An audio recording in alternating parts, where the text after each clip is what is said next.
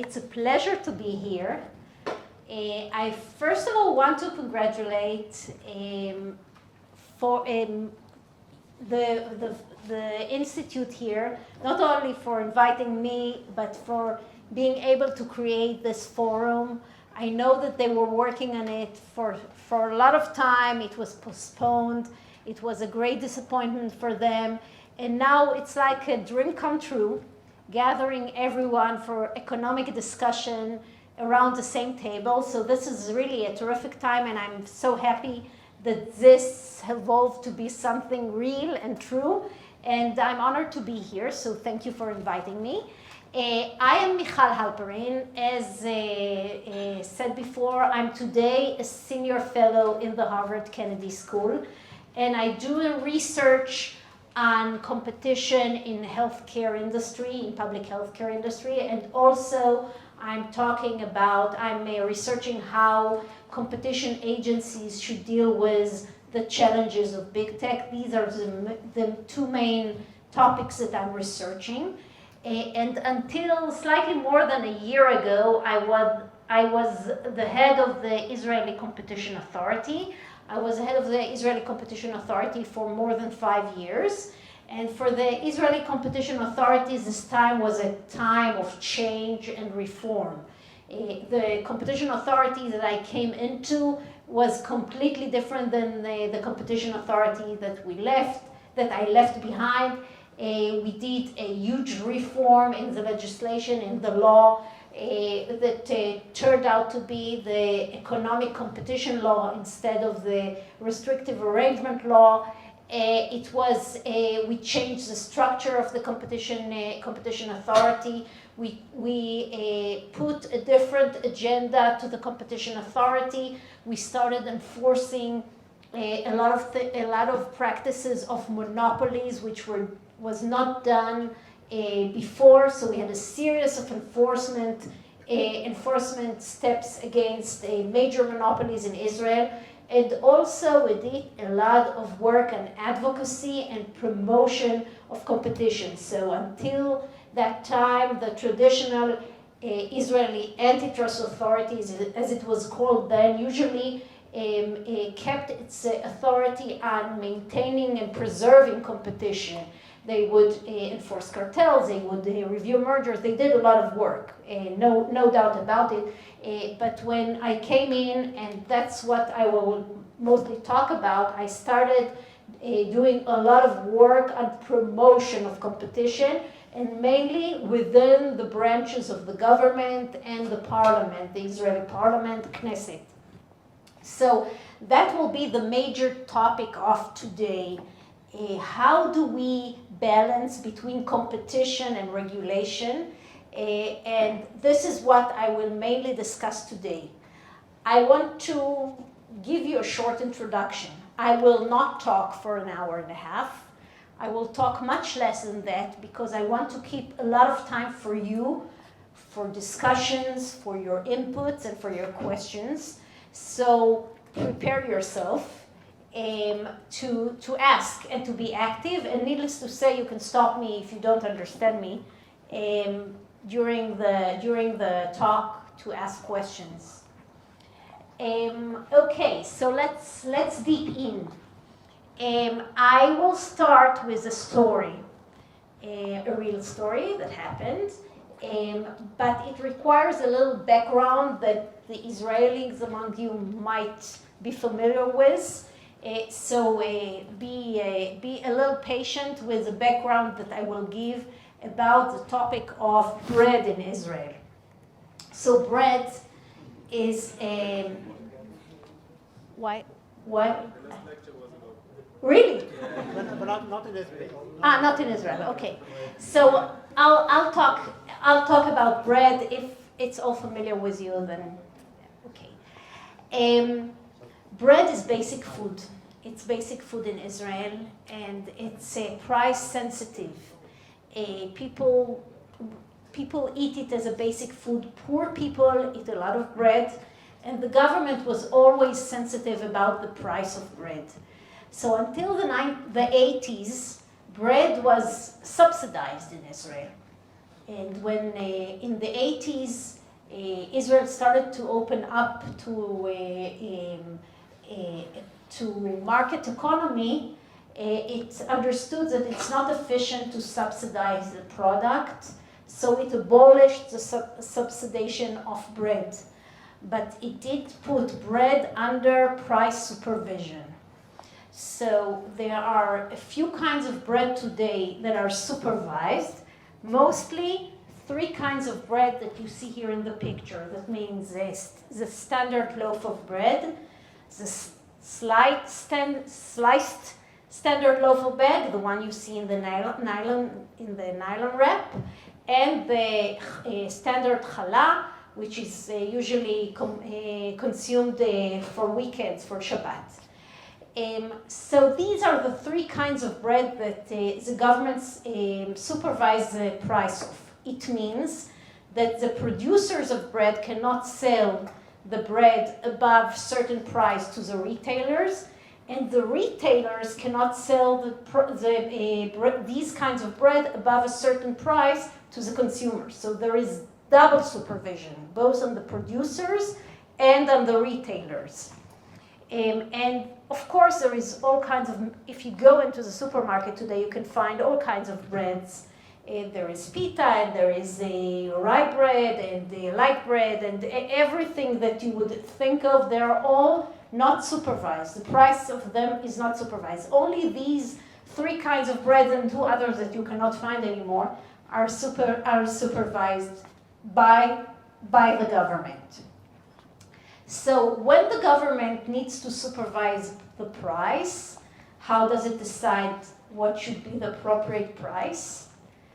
The civil servants in the Ministry of Economy do not know anything about baking, and they do not even know so much about pricing. So what do? How do they decide what the price is? They try to collect data. And who do they collect the data from? From the bakeries. They go to the bakeries and ask them what their costs are, and according to their report of what the costs are, they decide what should be the supervised price. Okay, so that's the first challenge. Now there's another challenge. In the Israeli market, the bakery industry is quite concentrated. In fact, it's controlled by 3 main bakeries. I apologize for the Hebrew logos, but they are Israeli companies, so their logos are in Hebrew. But the main 3 bakeries are Angel, Berman, and Davidovich. You would see bakeries all over the countries, but they all owned by almost all of them are owned by the 3 main bakeries. Okay, so now we have as a product that the price is supervised, and we have a concentrated market with only 3 players. What do you think will happen in the addition of such circumstances where you have a concentrated industry and the price that is supervised? What would you expect? That's a question.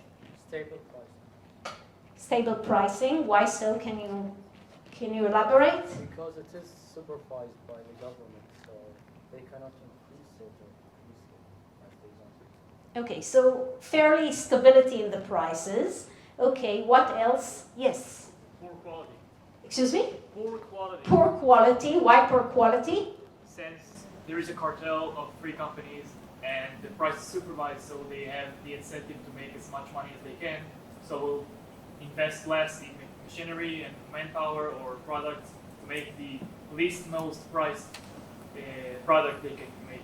Okay, because also the consumers don't have much power of negotiation, right? May I add to that, it's probably after a few weeks that you name the price, the first price, those 3 will talk between them and just tell you that this price is not sensitive to the changes in the market.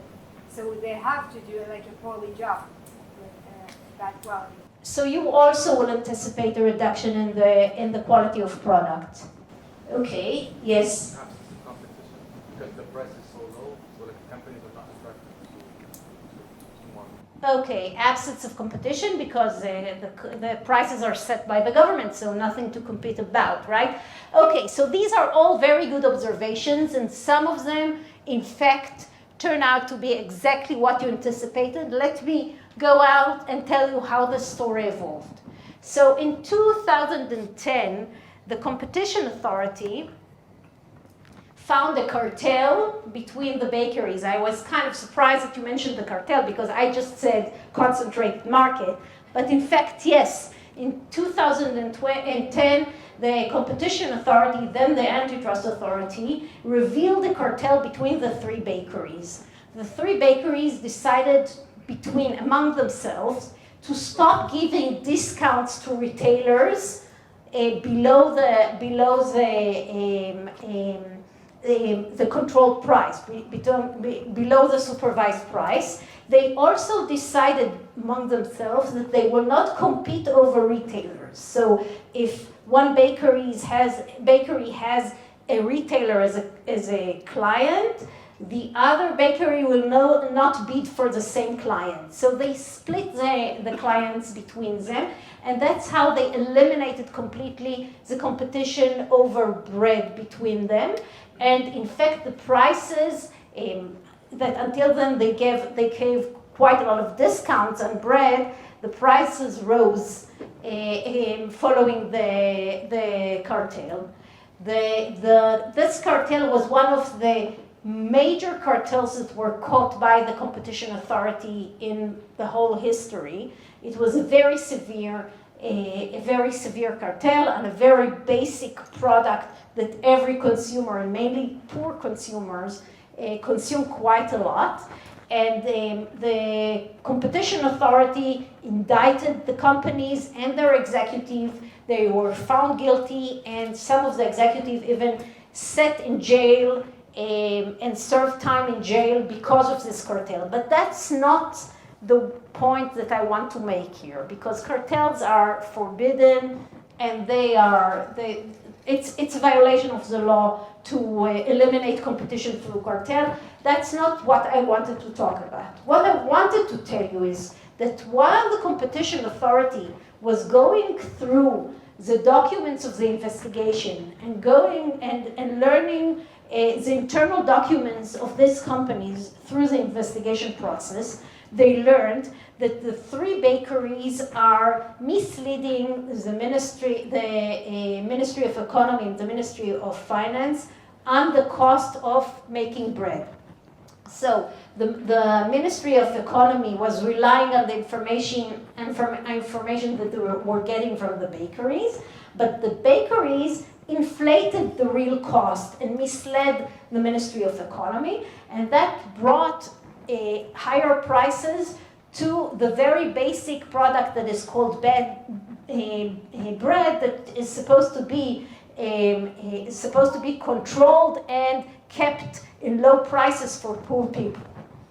The Competition Authority, with this huge amount of information, evidence, and data, went to the Ministry of Economy and Ministry of Finance and wanted them to intervene and start looking into the price of bread, supervised bread. And in fact, they were quite successful because the Ministry of Finance took upon itself an investigation of the issue, and they put a committee to check the prices of bread.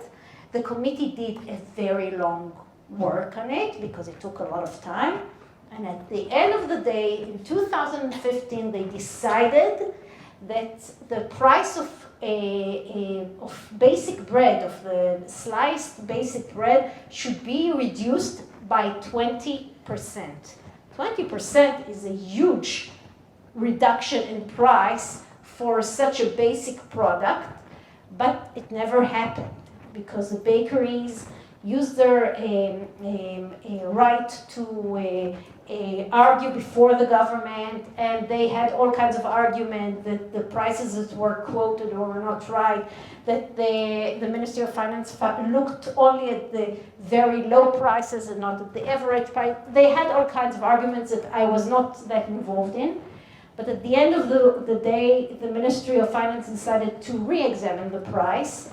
And although we tried to follow up on the issue several times, we never found out what happened with this committee. And the prices were not reduced accordingly. That's the first chapter. So we're ending up this situation where in at least 2021, the prices were as follows. For the consumer, a price of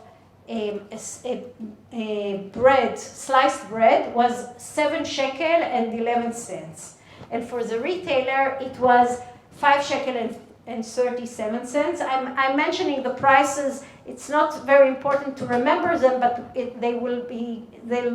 they'll come very important when you'll see how things have evolved. In 2021, the Ministry of Defense went out for a bid. And who will supply bread for the army? The army needs a lot of bread. They went on a bid. And the results of the bid were that the winning offer was offering a sliced bread for 3 shekels per piece.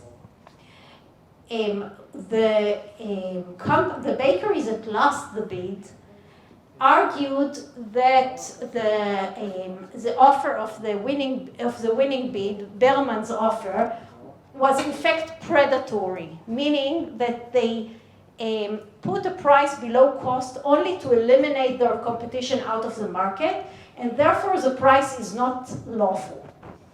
And the competition authority was asked to look if this is in fact the case.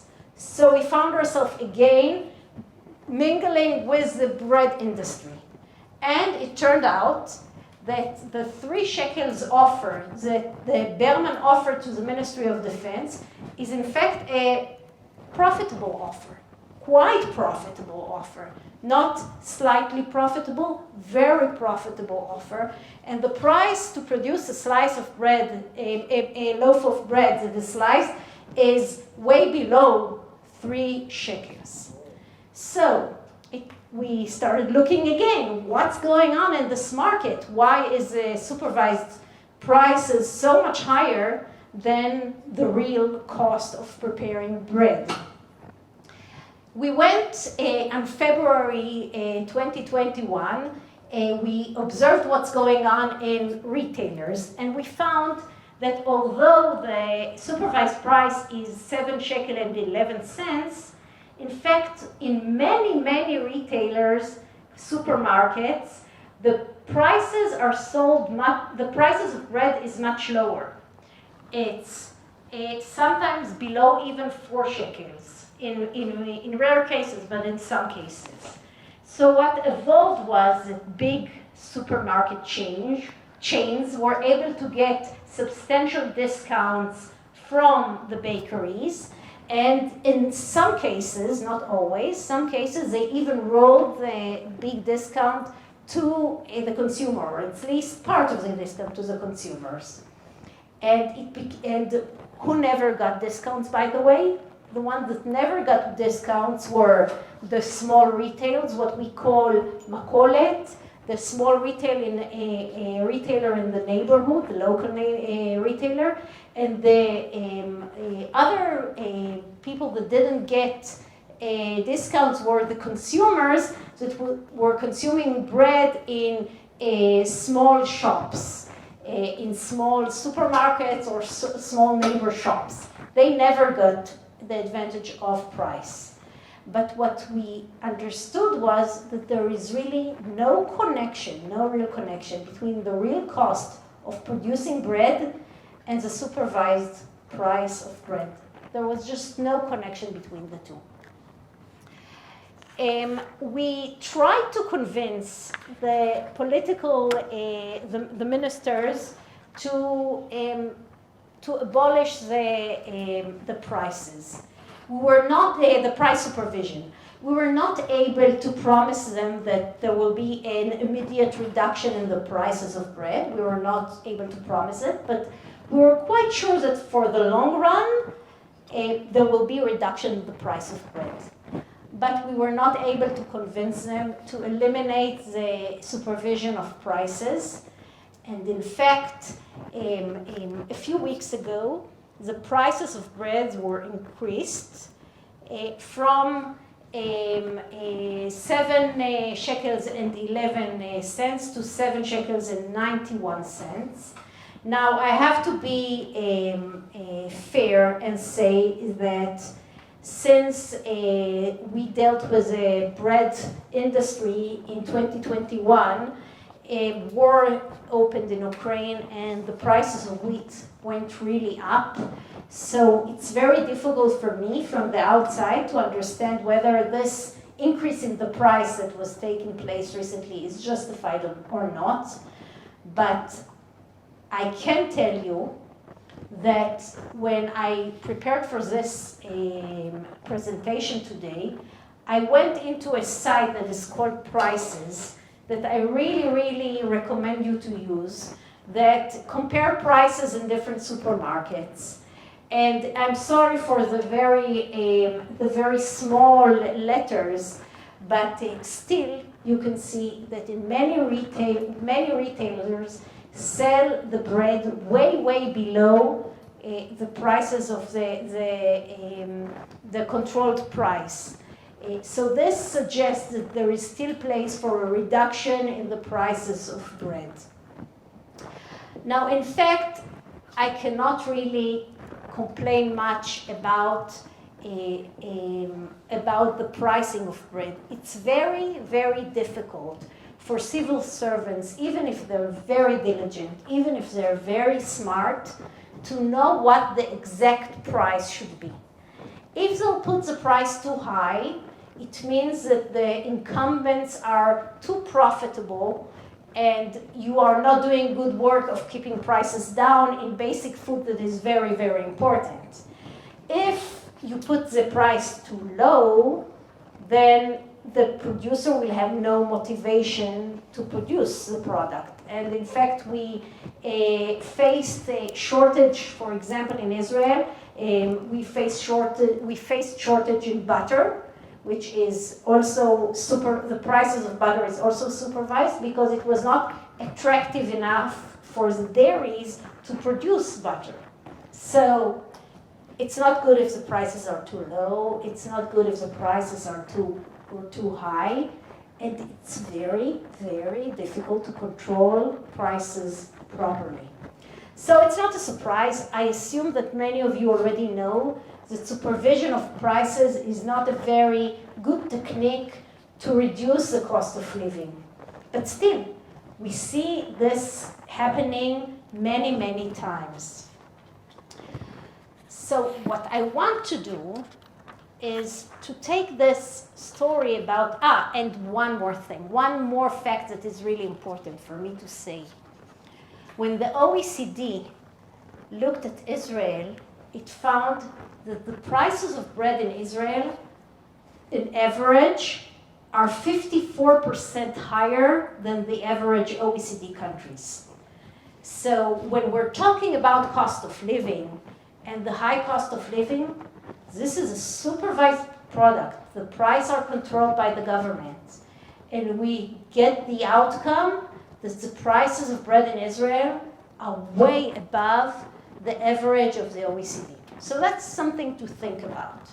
But what I want to do is to take the story about bread and look at the broader picture around. Because when I came into the competition authority about 6.5 years ago, one of the things that I understood very quickly was that if we want lower cost of living and if we want a better competitive environment, part of the job is to deregulate and to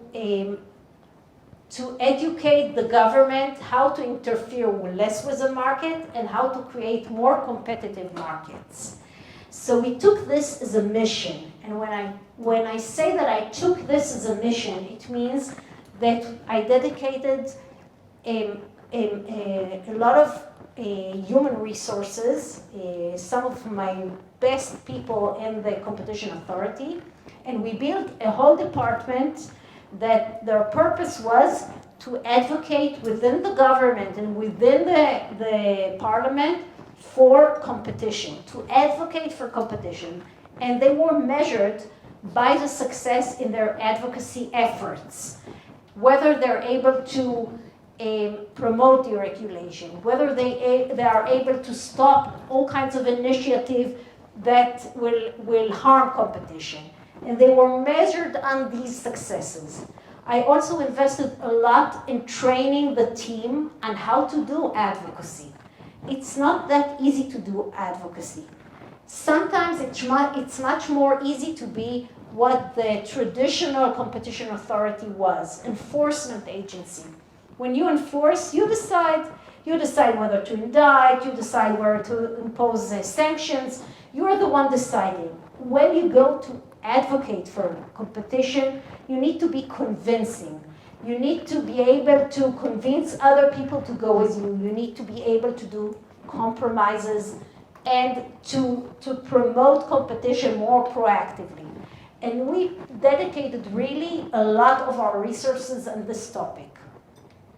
And we had a lot of successes. We also had a lot of failures. So we had dozens of cases of advocacy in all kinds of areas. And not all of them were successful. Some of them were not. But what I want to explain today, and what's important for me to explain today, is that the deregulation process is complicated and difficult to do. Much more difficult than what I imagined when I went into office. I want to discuss for a while, why is it so complicated to do deregulation? So the first lesson I learned about deregulation was when I started my first initiative of deregulation within the competition authority itself. And this is, by the way, a good footnote, because if you want to advocate for something, it's a good start to set an example for others. And when I worked on deregulation, the first steps of deregulation that I did were within the competition authority itself. The competition authority itself went through far-reaching steps of deregulation, a lot of procedures that we would ask business to comply with and to get license for, we just abolished and moved forward. We did things much faster and much easier for the business community. And after we did that and we felt very successful with the results, then we felt we were able to preach and advocate to other regulators within the government how they should do deregulation. So as a lesson, it's a good lesson to start by setting an example, and once you set an example, you feel much easier to preach things to others. But that's a footnote. My first step of deregulation was regarding merger review. I don't know how many of you are aware, but one of the prominent objectives of every competition agency in the world is to review mergers. There's a fear that companies will create monopolies and market power through mergers, through acquiring their competitors or through acquiring other companies that will make the acquiring company very powerful. And that's why the antitrust authorities and competition authorities around the world are controlling mergers.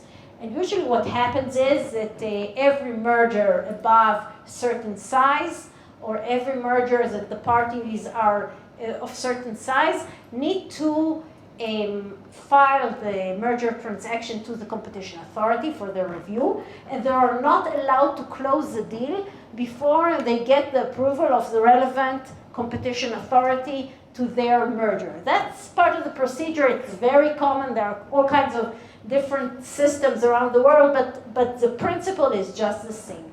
So one of the main objectives of the Israeli Competition Authority was to review mergers and to block mergers that they felt that they harm competition, or at least raise concerns to competition. The law sets the threshold who should file their merger for review and whose transactions are too small that they do not really require the review of the competition authority. And as always, the thresholds are set pretty low, so the competition authority will not miss something that is really valuable. And the competition authority reviews about 200 mergers each year, or even more than that. The competition authority in Israel is pretty small, and still it needs to review more than 200 transactions each year. That's a lot of work. So I looked deeper into it, and I wanted to deregulate. I suggested to my team that when we receive the merger, we will only have a quick look at them, because in 90% of the mergers, we can say at the first day that the merger comes into the office that at the end of the day we will approve this merger. It doesn't have any relevance to competition, it's not in an interesting industry, it's not in an industry where there are competition issue, or it's not between competitors or whatever. Most of the cases, we look at the transaction, we know in a minute that this is not a concerning transaction. Most of the energy is put on a few transactions that are really, really problematic from competition point of view, and most of the analysis is put on them. So I suggested maybe all these transactions that we know from day one that at the end of the day we will approve, let's approve them on the same day without even looking at them. What's the use of looking at a merger when you know that at the end of the day you'll approve it? And I was absolutely sure that I will get a lot of praises from the team that review mergers, because it's not interesting to work on transactions that you know from day one that at the end of the day you will approve. It's a lot of juggling of papers around, writing reports on transactions that are not that interesting from competition perspective. So why do it? It will save a lot of energy, a lot of costs, and a lot of work to all of us, so why not? But I was surprised to see that I got really a lot of criticism on my suggestion. In fact, the team didn't like my suggestion at all. And I got a lot of backlash on it, and at the first step, I couldn't understand what the problem was. I thought it's a great suggestion. And it took me a while to understand, but I understood at the end of the day that there's a lot of psychology behind deregulation. Because deregulation really means that you come to a team of civil servants, wherever they are, that are usually dedicated, devoted, industrious, well-meaning, and you tell them, you did this for a few years, all this work that you've done is not necessary. Not only it's not necessary, it's even maybe harming the economy. So stop doing it. Psychologically, that's not an easy notion to grasp. For someone that did a lot of work and did it with all his heart and with a lot of dedication, to understand suddenly that everything he did was unnecessary is a very difficult thought, and you need to overcome it. So this is the first challenge that you have when you approach initiatives for deregulation. And it's very important to remember it. The second obstacle that you have with deregulation is that when you approach regulators and ask them to deregulate, the regulators are unable to balance the purposes that they're responsible for with other purposes that are very relevant to the economy. So I will give you an example.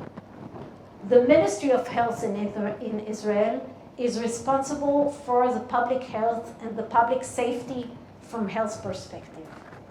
That's their responsibility. They are not responsible for the cost of living in Israel, and they are not responsible for competitive economy. So when they are responsible, for example, just for an example, on the importation of toothpaste, they will take every measure necessary in order to assure that no one will be harmed from a defective toothpaste. If another check is required, they'll do another check. And if another supervision is required, they'll put another supervision. They'll take every measure necessary to make sure that what they're responsible for will be all right, and they'll be fine with the purpose that was set before them. The supervisor of the banks in Israel is responsible for the stability of the banks. He's not responsible for the competitiveness of the banks. He's not responsible for the prices of the financial services that we get here in Israel. So when I ask the supervisor of the banks to do reforms in the banks that might affect their stability, he will never go through this direction. I will never be able to convince him because he is measured by the stability of the banks and not by their competitiveness. And if one of the banks will go bankrupt while he's in office, he will be seen personally responsible that the banks went bankrupt. He will not be seen responsible if the banks are not competing among each other. So every regulator sees the aims and the purpose that was put in front of him and does not balance it according to other measures and other aims that the economy should need. And that's why it's very difficult to go ahead and do useful deregulation. Question? Yeah, I want to say about the competitiveness.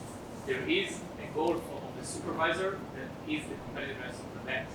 It's not always like this, but the last supervisor is like really into making them competitive. Okay, so I'll try to be more. I accept your remark. I'll try to be more accurate. When I'm talking about the supervisor of the bank, I do not suggest that he doesn't want competition between the banks. I think the supervisor of the banks, whether there were across generations, they wanted more competition among the banks and among financial services. They really wanted it. They were even willing to put effort on promoting a competition between the banks, but not at the cost of stability. So if you would tell them, why not take a little risk and a measured risk on the stability of banks, but let's go forward with competition between banks. It's a huge way forward. They wouldn't take such a risk. And the same goes for the Ministry of Health. In the competition agency, when we did deregulation, we took risk. For example, the reform that I did on merger control, where I said transactions that we think from first glance that we need to approve, we will not check at all. We took risk. We took risk that we might miss a harmful transaction to competition. But we were willing to take this risk in order to do better service to the business community. So every deregulation involves some risk. And the big question is, how much risk are you willing to take on the measure, on the aims that you are responsible for, in order to promote other interests? And I think that the supervisor of the bank, for many reasons, will not take any risk on the stability of banks. Maybe they're right, but that's the situation. And that's a huge difficulty for creating deregulation. The third difficulty that you have when you create deregulation is the interest groups from the business sector. And that's pretty obvious, because it turns out that there are always incumbents or competitors that enjoy the regulation. The regulation protects them from competition.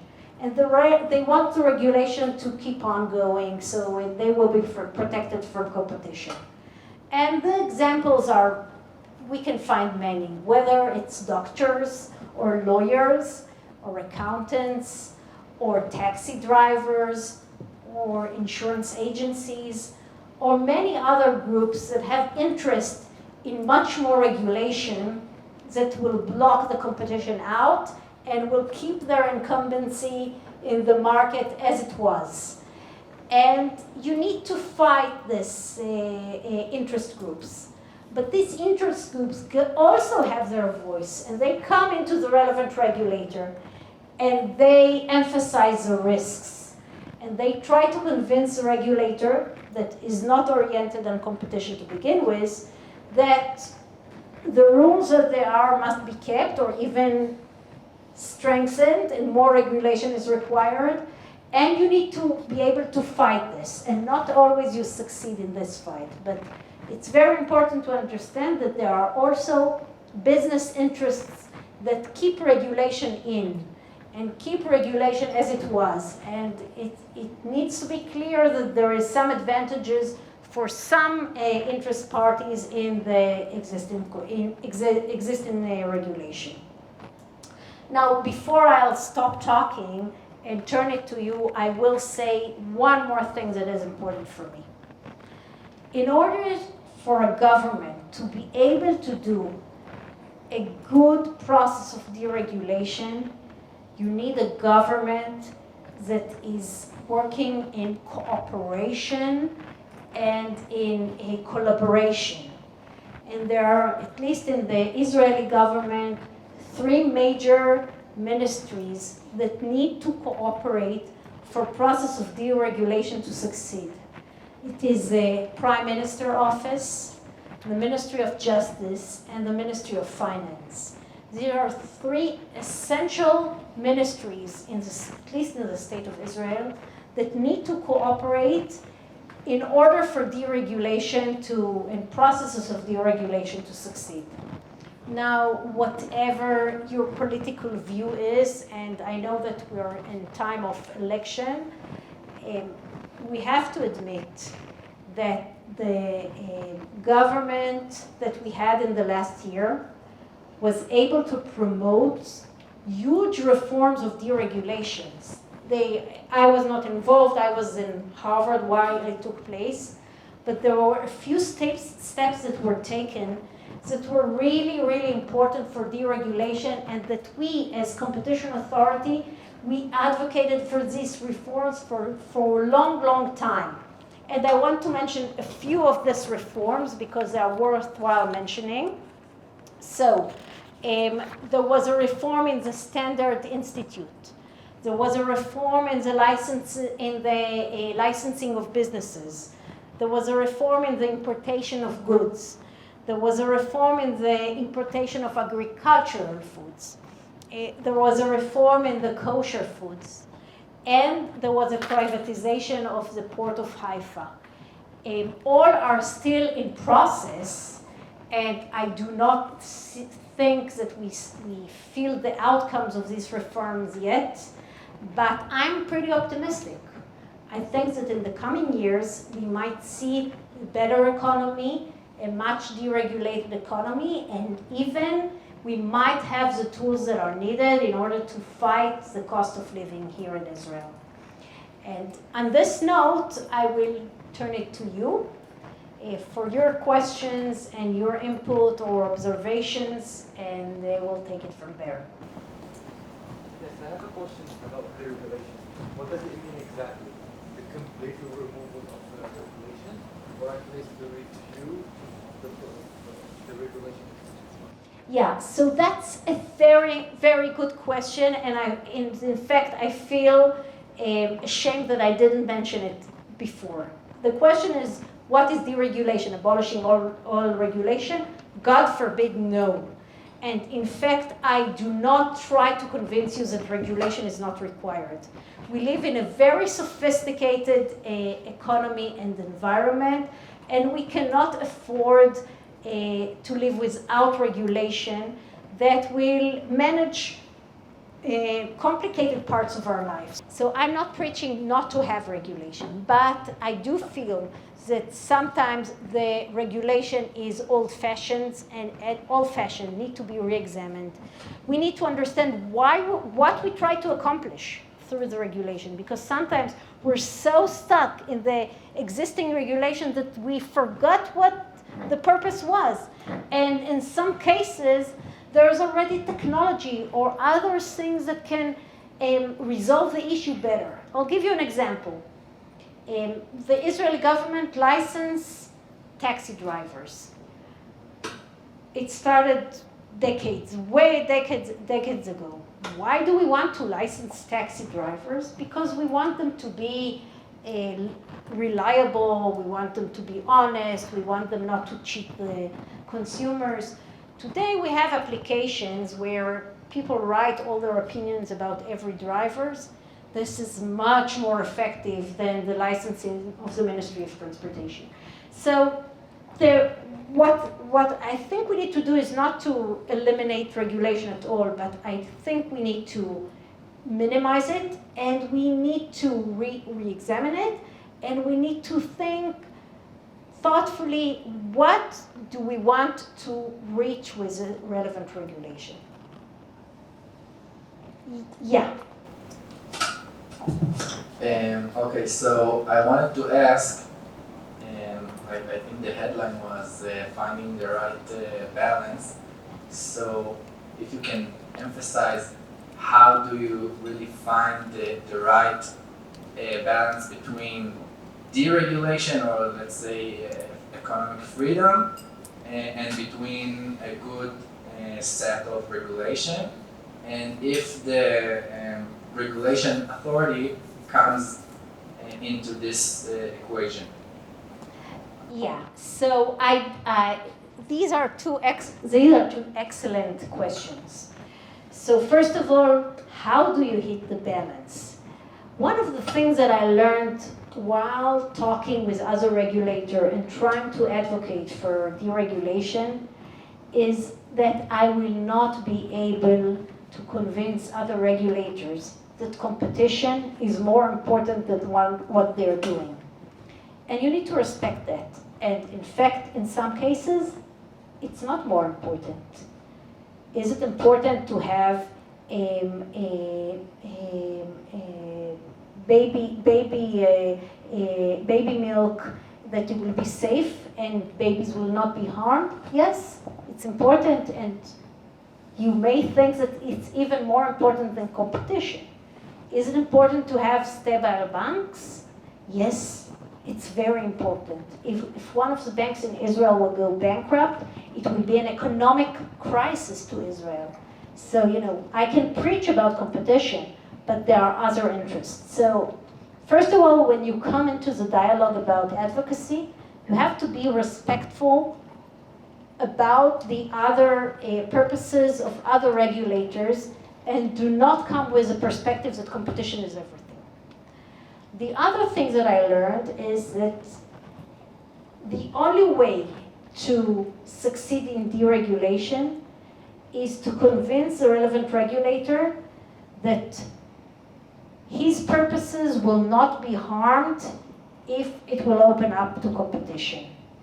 so that we can maintain stability of banks and promote competition at the same time.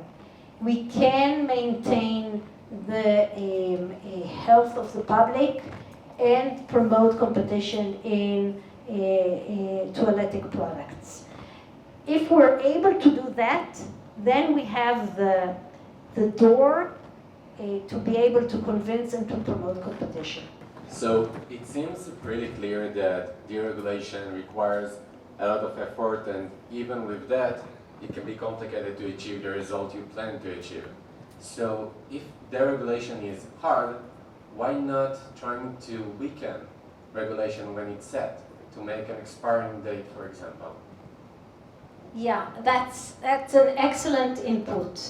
And in fact, quite a lot of our advocacy efforts did not go into deregulation, but went into trying to avoid new suggestions of new regulations that came into force that we thought that are not necessary.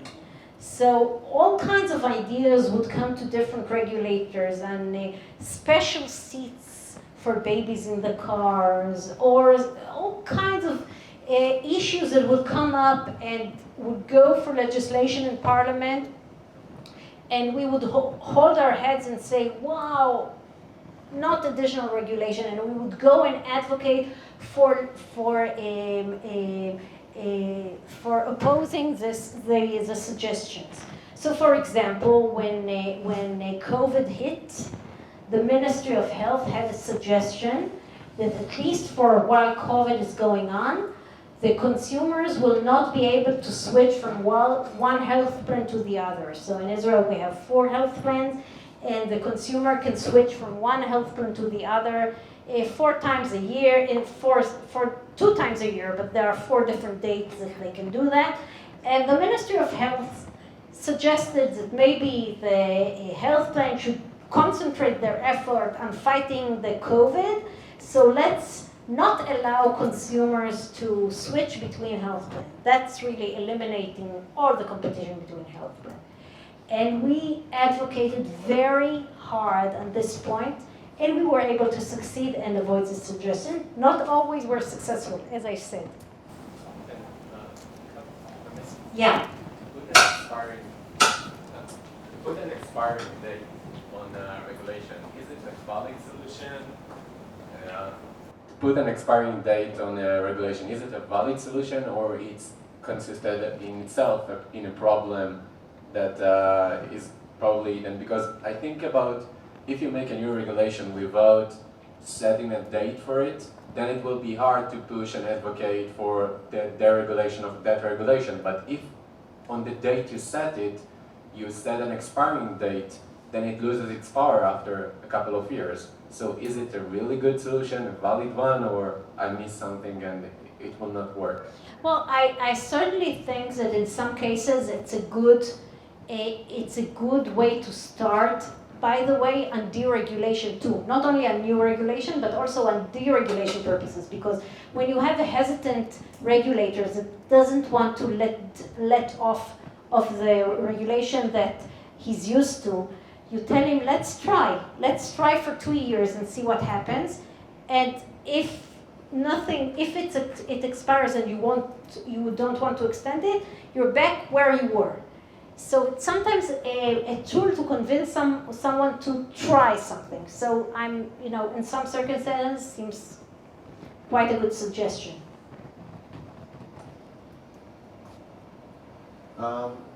How do you discern what regulations need to be removed, and what is the potential benefit from removing them? Do you have a system of something that is actually measurable, or a certain criteria you look at? Yeah, so that's a very good question, and I want to be clear. When we suggest deregulation, we usually suggest it because we think it will promote competition. So we, as a competition authority, I usually looked at stuff only from the competition perspective. But what we usually did is not just come and suggest stuff in the meeting room. We would usually do a background work. And the background work involves collecting data from the market, and looking at what we thought are measurable indication on what the regulation does and what will happen if we deregulate. So most of the deregulation suggestions that we had a measurable assessment of what is the cost of the regulation and what can be profited if we will deregulate. Hi. I went to a lecture of Eugene Kendall, who was the head of the National Economic Committee a few months ago, and I asked him at the end of the lecture, what do you think that the Israeli market isn't more free and more, let's say, competitive from what it is now? And his answer was quite simple. He said, because the public doesn't want it. It means that the people doesn't vote for what, I just say, the Israeli public doesn't seem to want more competition or vote for the politician that promise competition or focus on these terms. Well, I think my question is, you said that the competition authority under your leadership focused on advocating and meeting with parliament members or ministers and tried to advocate for competition. And is it kind of, undermining under their job to make the public will as a reality? I mean, is it kind of controversial? Do you understand what I'm saying? I'll try to answer this sensitive question, and you tell me at the end if you got the proper answer. Competition and competitive markets is pretty much in the consensus of at least the Israeli public opinion. And that means that most politicians, whether they are from the left side or the right side of the economic views, they do not believe in markets that are controlled by government. They want competition, they want free markets.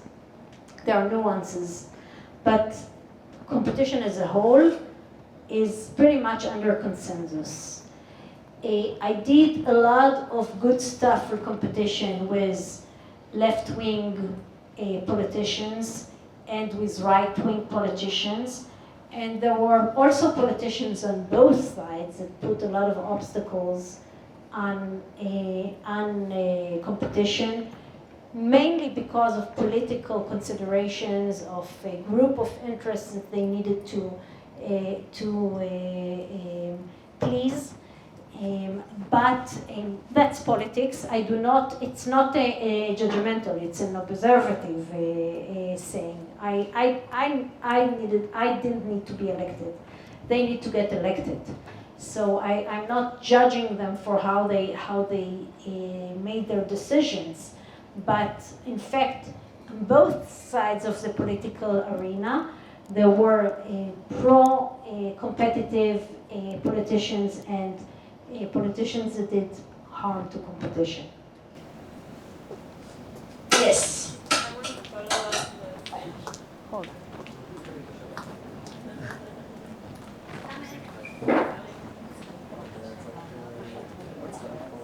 I want to follow up on the same question and ask you, in this world where many markets in Israel, as you mentioned, don't have much competition, and we do have a lot of interest groups, what are actually the steps to promote competition? Well, first of all, it's a complicated question, and not always you have the same set of tools. One of the things is to understand where you can create a coalition that will support your effort for promoting competition. In many cases, when there's an interest group that is powerful over politicians, then I would go to the public to explain to them why this interest group works against their interest and why they should demonstrate or try to object to what's going on. And the public and public initiatives are very supportive to it. You will try to find a coalition in regulators that are willing to cooperate with you on your challenge. You'll try to find members of parliament that are willing to join your fight. So that's part of the work. And the coalitions are not the same for every fight and every market and every sector. So you need to look at on each case according to its own circumstances and draw the map of the interests and see who you can cooperate with in order to achieve. And one more thing, what we did is we never took credit for deregulation. We did a lot of effort and work on deregulation, but we almost never took the credit when we had successes. We always gave the credit to the relevant regulator. And rightly so, because usually it was a relevant professional regulator that took the risk upon itself to promote competition. So we usually sat in the background. We didn't take credit. We even gave a lot of credit to other regulators that brought competition. Can you give maybe an example of how to reach out to the public? So there are all kinds of social organizations today that are very active, whether they are Lobby 99 or Israel 2050, or there are all kinds of social organizations that have all kinds of agendas. I put a lot of attention on dialoguing with them and seeing, first of all, what really hurts them and what is their priority, and also trying to engage them in my priorities. And we had a lot of good cooperations, not always. I got a lot of criticism from them when I didn't do whatever they wanted me to do. But I always knew to put the criticism aside and work together in cooperation with them. I have a question about regulation, specifically in the field of economic and financial markets. I have a feeling that regulation in this precise area is getting more and more complicated, and yet it's somehow still unable to keep up with actually regulating the field. I mean, every now and then a crisis that pops up, there is some sort of gray area, legal gray area that appears, and seems to have like an impact on the whole economy. So, if adding regulations doesn't work, then how is, for example, removing those regulations going to get out? Yeah, first of all, I think your observation is right. I think the financial world is becoming more and more complicated. The American promoted anti-money laundering laws throughout the world and enforced their anti-money laundering laws through all the global banking system. And today, banking is much more complicated and much more restricted than what it was a few decades ago. I'm not saying that they didn't have good reason to impose it, but it's true. The observation that it's more complicated, I think it's a correct observation. And you're absolutely right that even though we have so much regulation, we are not able to avoid completely crises in the financial markets. We still see a lot of, not a lot, but from time to time there's a crisis in financial markets. That's not an easy balance to do. And that's why when I had discussions with financial regulators, and the supervisor of banks is only one of them, I always took a lot of effort to respect their concern on the stability of the financial institution. And it doesn't mean only the stability of banks, it also means to avoid cyber attacks, to avoid anti-money laundering enforcement from American banks. And they live in a complicated world. So it's only under the balancing of these interests that they will be able to deregulate. But on the other hand, we still have a lot of very old-fashioned things that we see in the banks. I don't know how many of you have the experience of having a bank account in Israel, but we still correspond with the bank with faxes, and we still need to go into our bank to sign documents and all kinds of old-fashioned things that you would have thought that we would get rid of from now. And it's a conservative system. It's very difficult to change it. Yes. Hey, what do we think is the best position to influence about the volume of the competition here in Israel, and are you willing to take it, this position? Well, I think the best position to influence competition in Israel is to have the competition authority. And I had a wonderful 5.5 years in the competition authority. I think we did a lot of good things. Not everything was successful, and it was a very intensive and a difficult 5.5 years, but I'm very proud of the achievements. And it's, at least in the Israeli market, I find it very difficult to find a better position in which you can affect the markets in Israel. Is it better than the politics? This is my question. You're asking me if I prefer politics? You want to be a minister? You know, politicians, and I said it before, they need to get elected. For us, the regulators that are nominated, it's pretty easy. Once we're nominated, we can do whatever we want, and we have, at least I felt I had no political pressure on me, and no political interference, and once politicians tried to influence, we pushed back, and it was fine. Politicians need to get elected, and it's not easy to get elected. So you need to do compromises. So even if you have very good politicians, they need to do their compromises, and you need to understand that.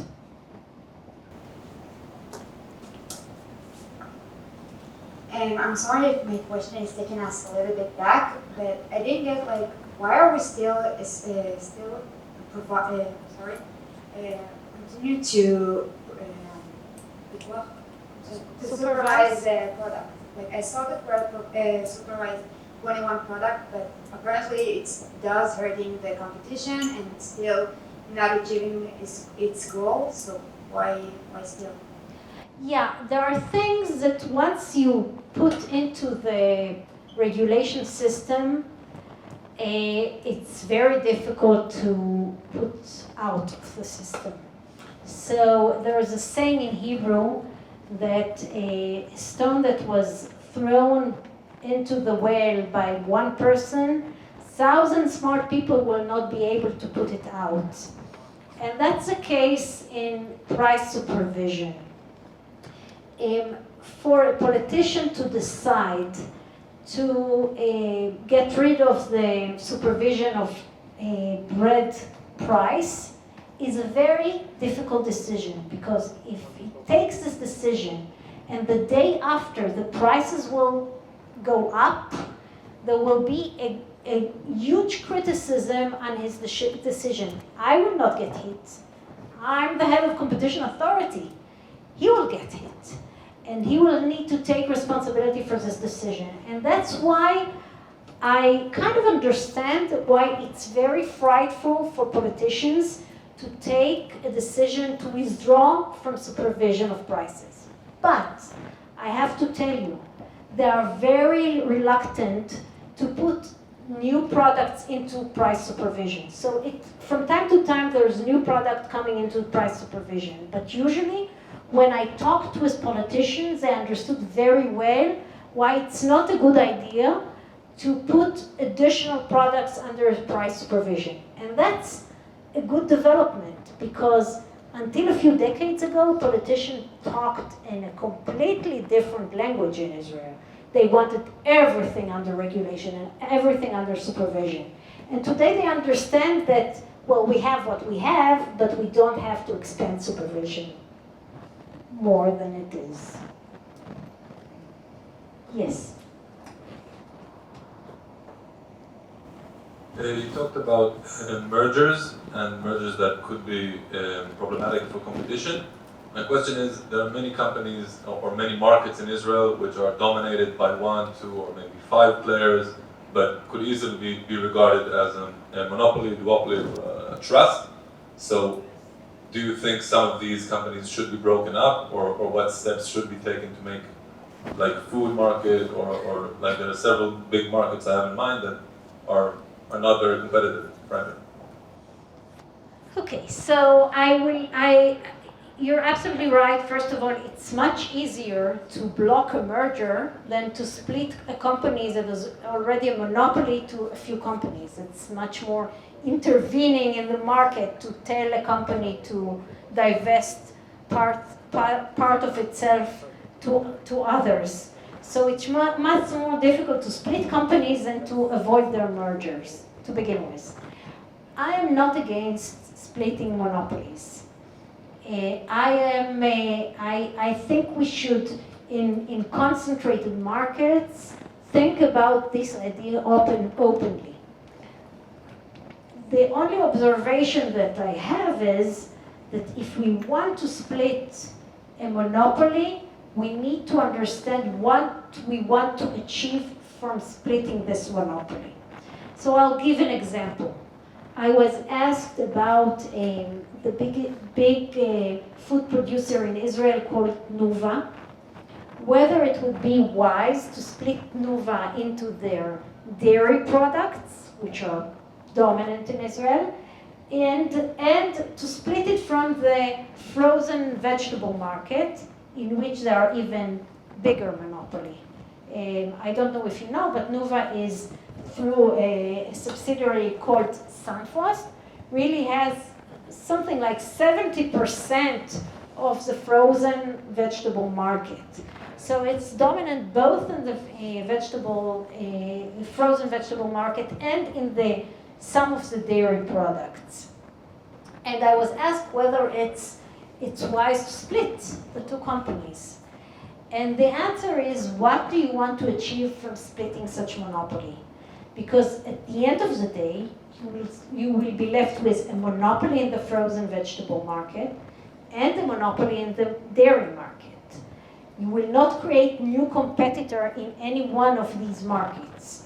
So maybe there are good reasons to split it. For example, decrease the power of such a producer vis-a-vis the retailers. There might be good reasons to do it, but before you do it, you need to understand thoroughly what you want to achieve and be sure that you are able to achieve it by splitting the monopoly. What if we don't split along this line? What if I split the dairy products into cheese one company and milk another? Like, it doesn't need to be You can split it by cheese and milk, but then you'll have a monopoly in cheese and a monopoly in milk. And also, there are splitting that are more easier to do than others. So intuitively, we all understand why it's easier to split a company and put the factory of a frozen vegetable into divestiture and leaving them with a dairy, while splitting the cheese market in the middle would be more complicated. So I'm not against it. I just think that we need to think thoroughly about it, what we want to achieve. Thank you. My question will be about monopolies that exist due to the way that how the country is run by. So, for instance, we can think of the IM in a lot of very, very big either unions or government-based things that just apply and they run through every single thing of our life. So if I take every time I want to fly away, I go to the IAA food. They own all the airports, or the Istanbul, they own basically everything. If they tomorrow say, okay, we strike, we're out. There's nothing we can do. And that corresponds with the fact that they also vote for the politicians. So they sell the votes to whoever is going to preserve them. So isn't this some kind of monopoly? So if Taas can come and say, okay, I'm going to vote for the food, I'm going to take buses, and every single one who votes and wants to work for my company needs to vote for the food. And this is not made up. We know this is how it works. But they go, okay, you will keep us alive, and I'll bring you 5,000 voters. That is a monopoly, isn't it? So what is it coming from you? Okay, then you approach to the minister of whatever he is, who needs to fight his voters. That's a monopoly on the votes that control most of our lives. Is there something we can do about this? Because I feel if that chain is broken, then the rest will fall apart.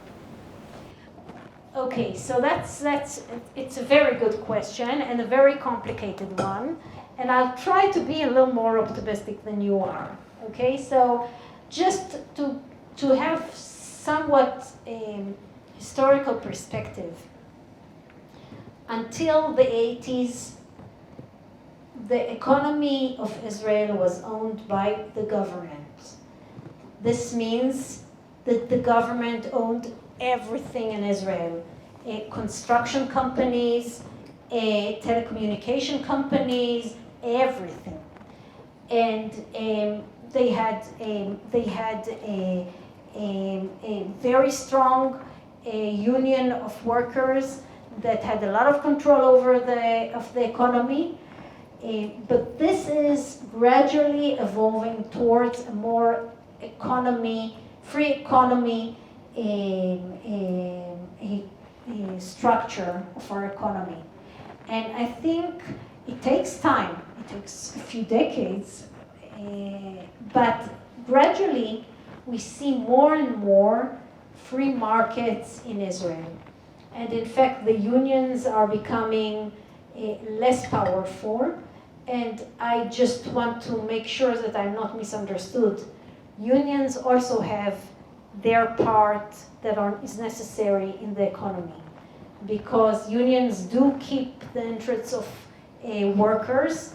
It's less optimal if the union works for the powerful workers and not for the less powerful workers, but still unions are necessary component in every economy. So it's not like I want to eliminate the unions, not at all. But the Israeli worker union controlled also a lot of assets. I think we all know that today it's much less powerful than it was in the past, and that the government has much less control over the economy. It's a process. It's a process that we're going through it. If you ask me whether we should privatize the airport authority, yes, I do think that it would be a good step to privatize the airport authority. If you ask me whether the airport authority is too powerful in Israel, yes, it's, I think, the most powerful union that we have today in the Israeli economy, unlike the electricity companies that usually is known for their powerful union. The airport authority union, they really do strikes, and every time they do, the government just, fall backs and gives them whatever they want. So they're very powerful, and that's not optimal. And we need to reform this gradually. We need to take one step at a time. I don't have, magic solutions for all these situations. And you're right that there are political interests at hand. Okay, one last question. question about Israel's strategy in attracting FDIs, foreign direct investments. Does Israel have a strategy in attracting more FDIs lately? And I would also like to ask if the regulation or the deregulation, how does it affect the attractiveness of the country in case it is working to attract more FDIs? So when you talk about FDI, you talk about foreign investments? Okay. I'm not an expert on foreign investment. It wasn't my area of expertise, so I'll talk with a little prudence on this issue. But I will say that I think that foreign investment is looking for competitive markets and for free markets. There are also other essential institutions that foreigners are looking when they go to invest. I think they are looking for democracies. I think they're looking for countries that are not corrupt. I think they are looking for countries that have a judicial system that is working and is viable. It's all essential, but also they need to understand that the market is competitive and that it's a free market, that it's not a market that is completely governed by the government. They can work out maybe some investors with government-held economies, but they will certainly prefer to have free markets.